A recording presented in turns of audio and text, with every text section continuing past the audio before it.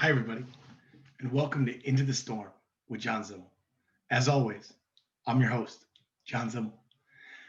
I'd like to address where we've been the last few weeks. I'd love to tell you some long, convoluted story, but the truth is, we've had just a series of unfortunate events, either on my end or on production's end.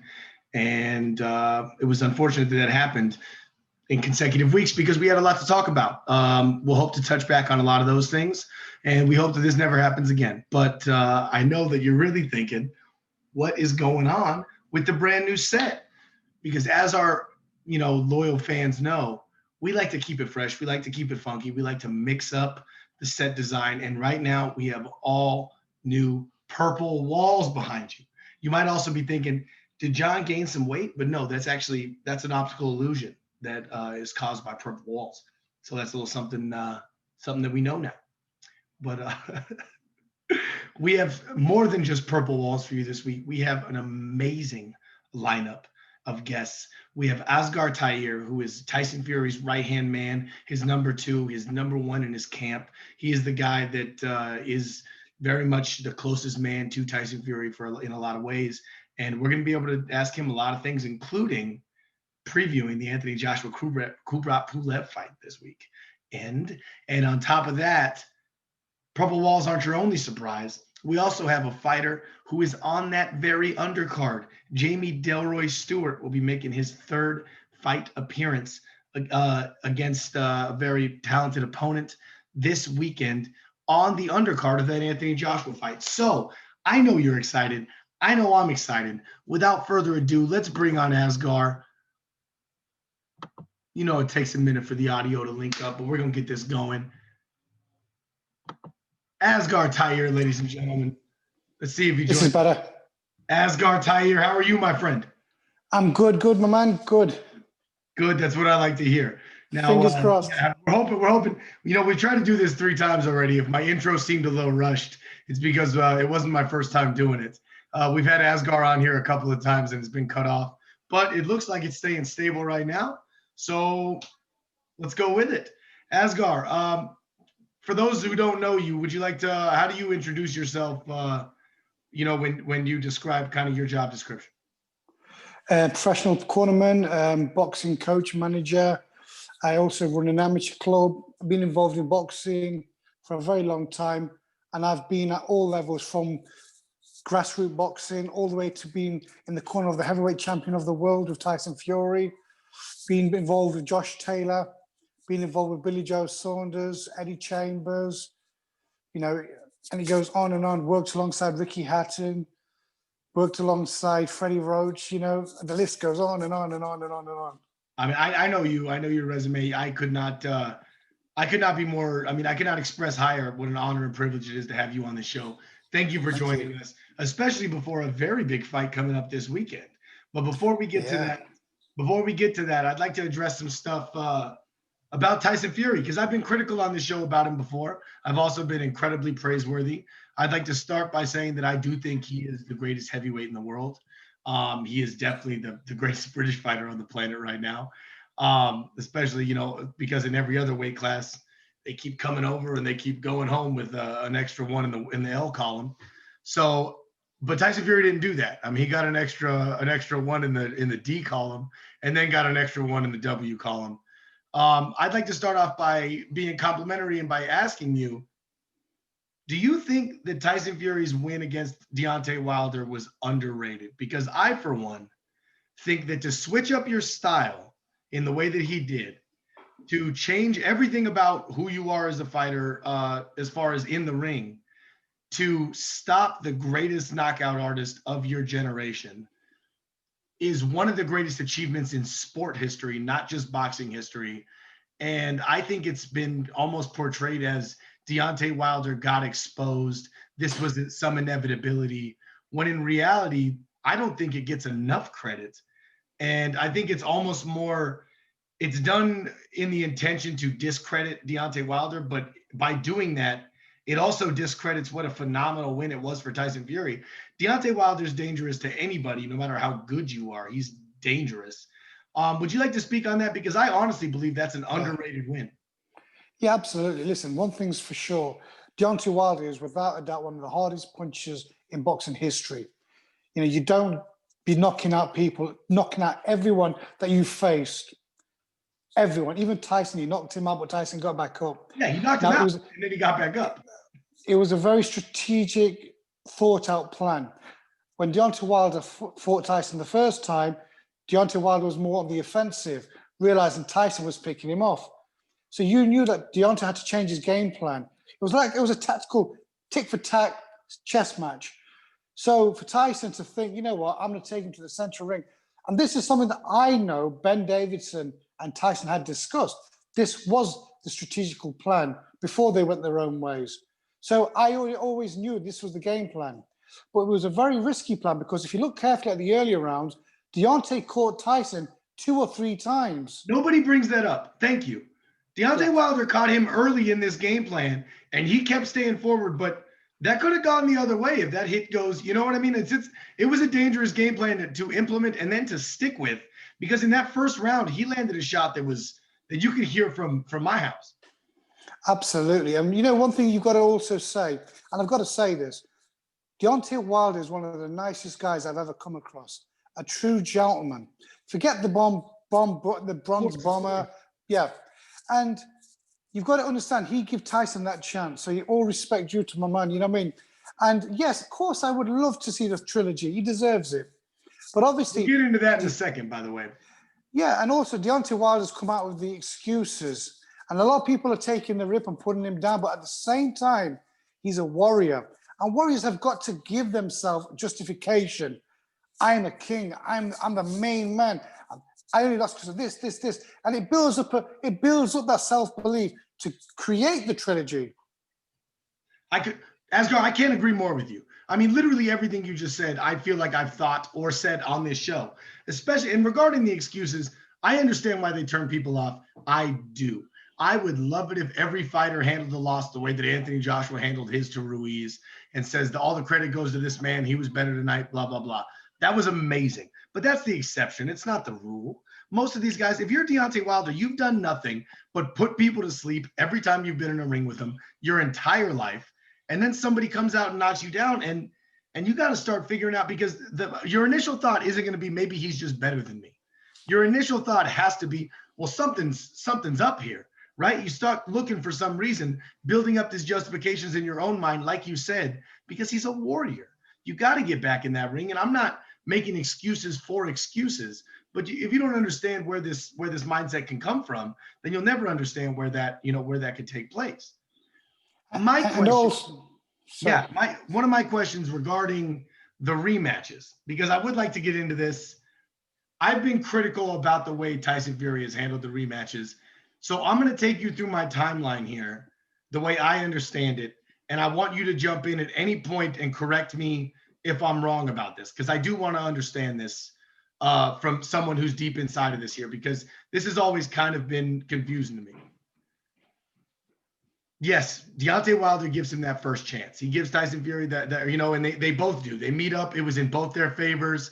It was a draw, no matter how you saw it. I don't want to talk about, I scored it for Tyson personally, but I also think that when I saw Tyson's eyes roll in the back of his head, if I'm that ref or most other refs in the world, I'm probably doing this. So regardless of what you thought about it, it was a draw at the end of the day. Everyone's interested in seeing that rematch, period. They go into negotiating. Everyone believes they're negotiating in good faith. Out of nowhere, we find out that Tyson signed a deal with Top Rank that Frank Warren wasn't even privy to. I've often described it as going behind his own promoter's back. I don't know if that's how you would describe it, but that's how I saw it. And signed this deal with Top Rank that would put off the Wilder rematch for at least a year while he, started fulfilling his contractual obligations to Top Rank. Then beats Wilder after, obviously the Volume and the Schwartz fights, beats Wilder in what, like I said, is one of the most impressive achievements in sport history to me, and an underrated win. Then they are contractually obligated, according to the rematch clause, to make that rematch, being the third fight, within 6 months. They are given a 90-day addendum if there is an injury. There was. Deontay Wilder had a bicep injury, so they added 3 months to that, which also happened to coincide with COVID, so it would have probably needed an addendum anyway, but they were able to fit it within the confines of the original contract. They didn't have to add anything because of COVID. They had to sign something by October 19th. They did. I think I got that date right. They signed for December 19th. Everyone agreed to it because we didn't know if college football was going to be around. Then we find out college football's back. December 19th is now a very big date. And the networks come to both teams and they say, we're going to have to move it about 6 weeks forward. Deontay Wilder's team says that works for me. Tyson Fury's team says that doesn't work. Tyson Fury says that doesn't work for me. The whole fight's off. Now everybody, including Bob Arum, is going, why? I put, all of, I mean, ESPN now obviously put up all the promotion for the first fight, thinking they were, or the second fight, thinking they were going to get all the rewards for the third fight. It seems like it was screwing over a lot of people. And Tyson says it was because he had to fight in 2020. And now we're learning Tyson Fury is not going to fight in 2020. Please shed some light on this. Tell me why I'm wrong. Because as far as I see it, it just seems like Deontay gave him the chance here. And now it seemed like he went out the back door like he did before the first rematch. And I just want some clarity because I'm sure there's something I'm not seeing. Listen, first things first, you've got to understand boxing's a business. Of course. And these promoters invest millions. And in this investment, they want a return. So you've got to understand now, with this weekend, you've got Pulev versus AJ. Pulev is obviously promoted by Bob Arum, who also promotes Tyson Fury. Now, I'm sure this was a mandatory fight, wasn't it? So therefore, there won't be a rematch clause. I'm assuming there won't be. So if Pulev beats AJ, it just changes the whole dimension of the whole game. Of course. Okay, but if AJ does beat Pulev, then Tyson's got more to negotiate with. The Wilder trilogy will always be there. It's all a game of what makes more sense. Now, you strike while you strike while something's hot. If AJ beats him, AJ's already shown a lot of weaknesses. He's exposed himself with the Ruiz loss. But don't get me wrong, AJ, he made amends with that. And listen, people forget Ruiz is a phenomenal boxer. He was a phenomenal amateur. Very quick. Thank you very much. Now, he was denied the world title by Joseph Parker, which I felt he would. And, Joseph Parker's a lovely guy, and I've got a lot of respect for him. Now, you've got to understand, it's about, okay, if AJ loses, he's got Pulev or he's got Wilder, or you can have Pulev take the belt and make the trilogy with Wilder even greater. Because I believe Wilder's only on a rolling contract, is he? Yes. One fight, yeah. So it's more, listen, from these two have agreed the first and the second, it shows that they're in communication to obviously strategically plan the third fight. Because obviously the world knows the first fight, whether we agree with he won or not, it was a draw. Second fight was Tyson clearly won. Clearly, yeah. Yeah, so they're building the momentum for some reason, and people are interested. Right, you fought on the front foot, and then you fought on the back foot. So it really is a real 50-50. Now, take away Tyson Fury, who is number one heavyweight out there. I will still say Deontay Wilder. Really? He is still. Listen, he beats AJ. He beats. I'm a Deontay Wilder super fan. You don't got to explain it to me. I'm surprised. Yeah. I'm excited to hear you say that. Listen, you cannot take anything away from Deontay Wilder. You've got to give that extra heap of praise to Tyson Fury for playing that game. And the only thing that not upsets me, Team Wilder didn't open the eyes. The writing was on the wall. If you look at all our videos where Tyson was dropping me with body shots, it was on all the national newspapers in the UK where he was giving me body shots all the time. And he kept dropping me. And if you look at the fight when he fought Wilder, what did he drop him with? Body shot. So they should have realized he's coming more for the offense attack, for the attack. Oh, also, not only that, he said it. He said it over and over and over again on every program. I said bullshit because I didn't believe that was going to happen, because nobody changes who they are at 31 years old or however old he was at the time of that fight. But he did. He changed his entire game plan. It's not just his game plan. He really changed the style with which he fights. It was incredible to watch. I mean, just ridiculously incredible. Well, Tyson actually spars like this. So it wasn't nothing new to us. So we know what he's capable of. But it was a case of which Tyson Fury was going to turn up. Tyson Fury rises to the occasion. The greater the challenge, the greater the performance. We've seen in history previously, we've seen how he's performed against Chisora. We've seen how he's performed against Klitschko. But then we've seen how he performed against Otto Wallin, which wasn't too great. He did very well against Schwartz. Because, it depends who you've got. And a load of great champions rise to the occasion against. Exactly. So, we don't know what's going to happen, but it all boils down to this weekend. Okay, good. AJ. So then let me follow up on that, because I think if I understand what you're saying, the reason why we haven't heard anything is because now the AJ fight brings more negotiating power on the end of Tyson Fury, and re-signing a trilogy doesn't as much. Is that correct? This is what I believe. I'm not 100% sure, because at the same time I've heard that the AJ fight's already been agreed upon, a two-fight deal. Well, I've heard that too. But you don't know. But nothing's rubber stamped till it's announced, and you know this. Until they walk into a ring, it's not. Always change. Until the ring walk. But you notice, that nobody's out there calling out Deontay Wilder. Nobody's asking him, because they know, just like that, he can flip the script and he can just take to a different new level. And listen, absolutely. Now, I hope the trilogy happens, because I know Deontay Wilder's personal life. He's going through a lot of stress at the moment. I believe he's had, domestics, his wife's left him. I'm not sure. I hope it's not true. But, we've seen people go down, and I hope we don't go down down that way, the way Tyson went down, because it's a massive high to a massive low, and you need real people to understand that. So I really hope Deontay Wilder is given that chance. And those people that have left him, I hope they rot, because maybe this is an act from God to show Deontay, these are your real people. And in boxing, I always pray for the safety of any boxer, no matter who you are, of course, is your well-being. And again, I'll always say this, Deontay Wilder, a true gentleman, a real nice man, and one of the greats of this era. Yes. He really is. It just could not excite me more to hear you say that. But not just that, can I also state, of course, who else went for the Cuban, what was his name? Luis Ortiz. Nobody. Luis Ortiz, and he stepped up to the plate twice, even though Luis Ortiz almost stopped him in their previous fights, and he had nothing to gain knowing he had Tyson Fury at the end of the year. Well, meanwhile, and I don't want to, and look, I'm not trying to be overly critical, but during that same middle period where between the first and second fight, Wilder fought Ortiz and he fought Brazil, who was big and dangerous in his own right, as opposed to Tyson Fury, who fought Otto Wallin and Tom Schwartz. It certainly seemed like Deontay Wilder took the step up in competition in the interim there. And he generally probably thought, Tyson Fury's not at his best. This is my time to beat him. But they wasn't ready for the Gypsy King. They really wasn't ready. They underestimated him.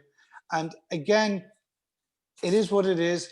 But I personally would love to see the trilogy. I want to see the trilogy. I love it. People say AJ and Fury, but I know AJ is tailor-made for Fury to look really good. Just like Fury fought against Chisora. He looked spectacular. So I kind of think AJ's tailor-made for Wilder too, if you want the truth. His lack of head movement makes him way more hittable. He's like a lot prettier Brazil on the defensive end, and I know how that sounds to AJ fans. But when it comes to a fight against Wilder, I think if he doesn't learn how to move his head a whole lot more, it doesn't matter what kind of combinations he can put together. It just doesn't matter. Yeah, listen, and a lot of people are pushing the media to slander Wilder. Now, I know Wilder's got a lot of personal problems. A lot of people are saying, "Oh, Mark, really, he did right in what he did," but we don't know what's really going on. Thank you. Now, can I also state, if you look at the first fight, now, moments before the final bell went, Mark left the corner and went back to the changing rooms. Now, you got to ask why. Look, go back to the footage. I believe you. You'll see. He leaves the corner and goes to the changing room. Now, as a fighter, you're thinking, why is my corner leaving me? Why are you doing this? Especially when you're down, 9 rounds to 2 or whatever he was on most people's scorecard. So listen, at the end of the day, it is what it is. History's gone. Tyson's a champion, but I believe Wilder deserves a trilogy. I agree. let me just follow up real quick on for Fury's next fight then, because like you said, he's got all this negotiating power. He could take either route. Why do I get the feeling that he's going to fight somebody else on the level of Tom Schwartz, Otto Wallin for his next fight, as opposed to on the level of AJ or Wilder? Because we know AJ's got 2 more mandatories to deal with. I mean, I just don't. I wonder, are we going to get an Ajit Kabayel fight instead I believe of Wilder so. fight? No, well, he needs to keep active. Tyson does. He needs to keep that momentum going. He's in fantastic shape as it is. So I believe. Listen, he also beats Chisora, as we remember.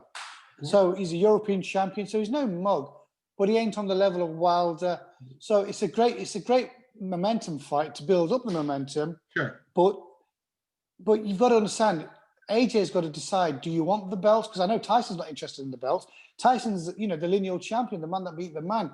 He holds that status greater than all these, I call them promotional belts. Sure, that's what they are. So it's whoever's the man that makes the belt worth its value. So now Tyson Fury's got the WBC. So at this present moment, the WBC belt holds most value. I get that. I love that, man. I got nothing more to ask you, brother. We're running out of time. Really, I did have a lot more, but the truth is, I got another guest on, and we try and keep it to a concise time. I could not be more happy with all the information I garnered from talking to you. Asgar, we will have you on again. Thank you. But before you leave, I'd like a prediction for this week's Anthony Joshua versus Kubrat Pulev fight on Saturday. Do you have a prediction for me? Yes, I think round 2 KO. No longer than round 2. You think Pulev's going to knock him out in the second round? No, I think to AJ, I like that. Pulev's going to come out kamikaze. You can see it. I love it. Pulev's no joke. No. But I just feel that he's going to walk straight into... See, he's obviously got that side defense right. He's got that hook right up there. But there's the problem. Exactly. And that's what AJ likes to take you out. Straight down the pipe. Asgar, thank you so much. Thank you for coming on. We will have you on again because I have so much more to ask you, but those we touched on everything and I could not be happier. Thank you, Asgar Tair. All the best, my man. Thanks for having me on. Of course, brother. We'll see you soon. God bless you. Take care. And now, without further ado, we have the great and powerful Jamie Delroy Stewart.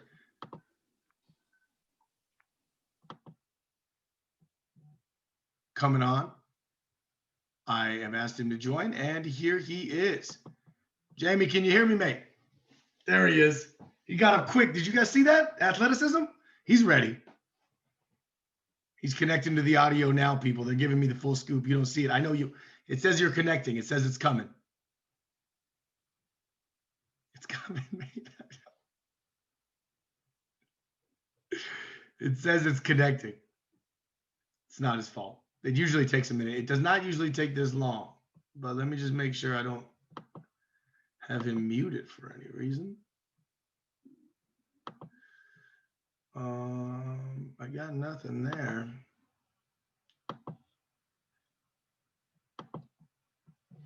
Let me just, I know I hear you, mate. I hear you. Let me, I'm going to pause the recording for just a second. There it is.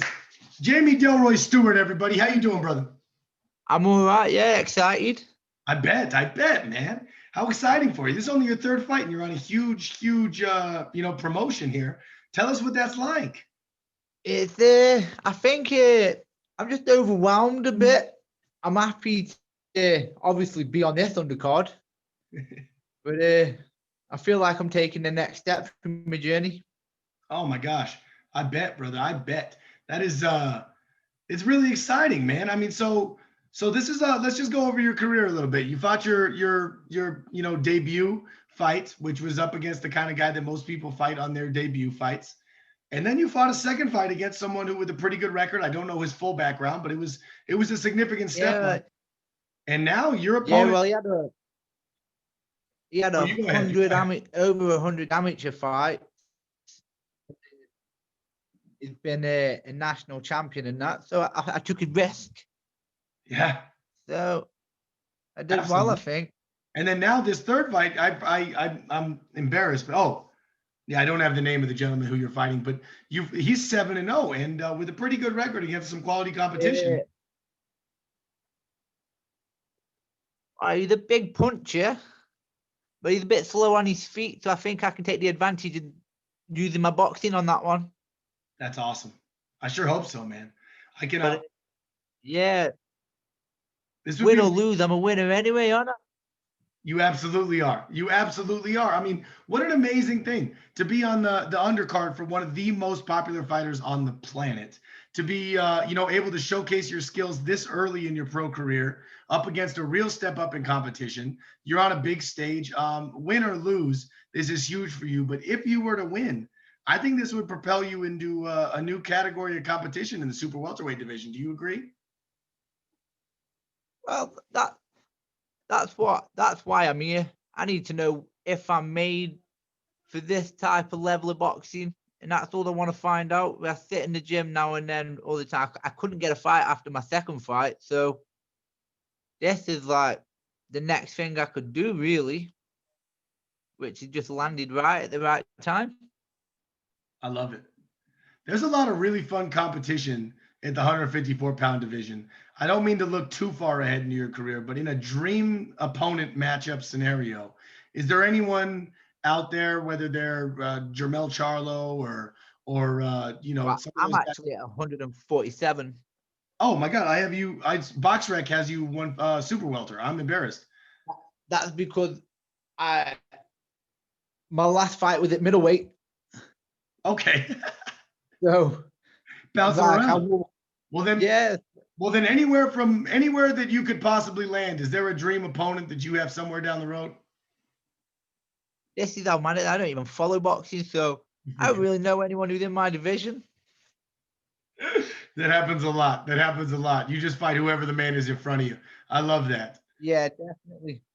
Well, Jamie, I can't. Do you prefer Del? Is that how you prefer to be addressed?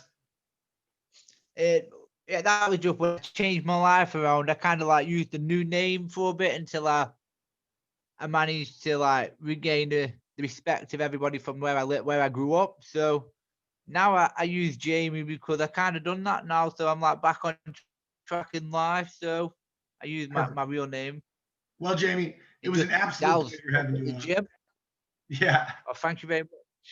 I really appreciate it. I cannot wait to see you tomorrow, and we'll be cheering hard for you. All right, mate? Thank you, brother. Thank you very much, man. I'll put my heart and soul into it. Thank you. Bye. Talk to you soon, brother. Bye. See you later. All right, everybody. In that case, it's the end. We have some really good weeks coming up.